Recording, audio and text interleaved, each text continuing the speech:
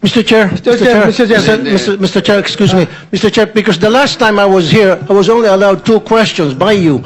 And yet, mga kasamahan ko rito, bilang respeto sa mga kasamahan ko, they were allowed na 1 to sawa. Dapat maging fair ka, Mr. Chair. Pag sinabi mong 2 questions, 2 minutes talaga, you have to stick with it. You're not being fair, Mr. Chair. I am fair kasi nandito ka sa... No, kasi nung last time, sabi mo sa akin, 2 questions lamang. Sabi mo 1 question. Sabi ko, tinitipid mo ako, sabi mo 2 questions. And now, pinapayagan mo kahit na ilang questions. Be fair, Mr. Chair.